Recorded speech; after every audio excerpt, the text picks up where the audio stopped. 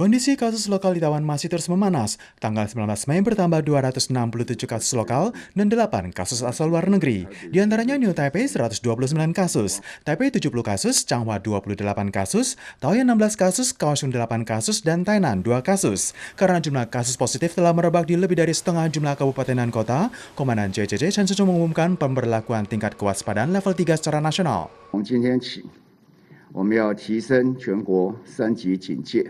Mulai Kamis, CCC akan menggelar rapat pandemi nasional setiap pagi, mengintegrasikan daya pengobatan dan penjadwalan secara terpadu, mengumumkan spot panas penularan virus dan merespon berita hoaks. Selain itu, pertanggal 19 Mei telah tiba 400.000 dosis vaksin AZ di Taiwan dan akan diberikan kepada petugas medis terlebih dahulu. Jumlah kasus positif di kota Taipei dan New Taipei terus bertambah. Rumah sakit NTO sendiri telah menerima lebih dari 100 kasus positif. Di saat kondisi daya perawatan sangat berbeban, ada satu petugas di RSNTU menderita demam panas pada tanggal 18 Mei. Setelah dites dinilai positif, sehingga pihak RS telah mengumumkan kepada semua kerabat sekantor dapat melakukan pemeriksaan dan karantina. Hingga kini telah ada 10 orang yang dinilai positif. Menuju pada informasi di antara petugas yang positif COVID-19 ada yang sempat mengunjungi distrik Wanhua.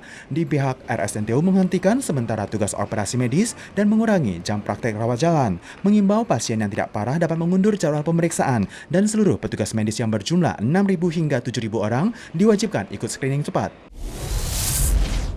Pandemi COVID-19 masih memanas. Wali Kota Taipei Ke Wen-cheng mengaku jika akan segera mencari hotel berskala besar untuk dijadikan sebagai hotel karantina dan menegaskan bahwa sekalipun hasil rapid test atau tes PCR positif, jika setelah masuk rumah sakit kondisi tidak memburuk, pasien bisa dialihkan ke hotel karantina agar sumber daya rumah sakit dapat dialihkan untuk mengantisipasi pandemi. Kota Taipei juga telah mempersiapkan 20 mobil khusus antar jemput pasien. Dibukanya stand rapid test pada hari pertama didapati 11% berkondisi positif. Hingga tanggal 17 dan 18 Mei, persentase menurun hingga mencapai 7,9% dan 4,7%. Ini menunjukkan jika strategi membuahkan hasil yang baik dan meminta warga untuk menghentikan aktivitas dan tetap berada di rumah. 疫情是可以靠国民自动自发的行动，你知道，还是可以在过去5天可以看到相当有效的在控制。那加油啊！ 我们一定可以打赢这场战争。 Kini jumlah arus mobil pun berkurang. Mal menata ulang jam pengoperasian. Q Square yang perdana menata ulang waktu operasi, yakni menutup mal pada tanggal 18 dan 19 Mei dan melakukan disinfeksi total. Ke Wen-cheng juga menyerahkan kuasa pengontrolan vaksin yang didapatkan dari pemerintah pusat kepada Departemen Kesehatan Pemkot Taipei. Berkenaan dengan apakah akan melakukan lockdown atau memasuki level 4, masih harus melihat kondisi pandemi.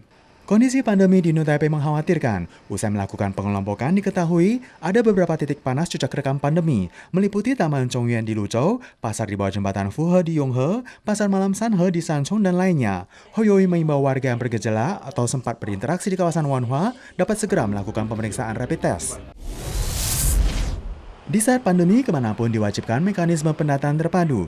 Namun untuk lebih efektif, Menteri Tanpa Portofolio Audrey Tang menggagaskan sistem mekanisme pendataan terpadu via SMS. Cukup memindai QR Code, tekan pranalanya, kemudian kirim, maka akan selesai dalam waktu 5 detik. Atau dapat juga menggunakan line CDC. Kemudian tekan pindai kode mekanisme pendataan terpadu. Lanjutkan sesuai dengan tahapan yang ada.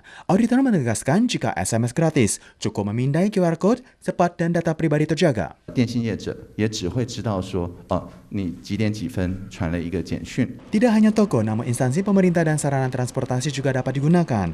Menteri Transportasi Wang Kocai menegaskan, jika sebelum sore, sistem di THSR akan selesai tertata, sementara kereta api dan bus antar kota juga akan segera menyusul. Obat tradisional Tiongkok yang merupakan hasil riset Taiwan NRICM 101 dengan menggunakan bahan akar isatis, daun amis-amisan, dan 10 bahan obat tradisional Tiongkok lainnya. Ramuan ini berhasil diekspor hingga Eropa dan Amerika. Namun karena pemeriksaan obat di Taiwan sangat ketat dan membutuhkan banyak waktu, hingga saat ini masih belum mendapatkan sertifikat lolos uji. Namun karena pandemi memanas, pihak MOHW menyetujui pemberian izin baginya. Dokter tradisional Tiongkok menjelaskan jika obat ini membutuhkan resep dari dokter. Setelah melalui tahapan uji klinis di Tri Service General Hospital dan Changkeng Hospital ditemukan jika memang berkhasiat untuk pengobatan COVID-19. Dan disebutkan jika obat ini bukan suplemen, namun obat yang bisa digunakan untuk pengobatan penyakit sehingga membutuhkan resep dari dokter.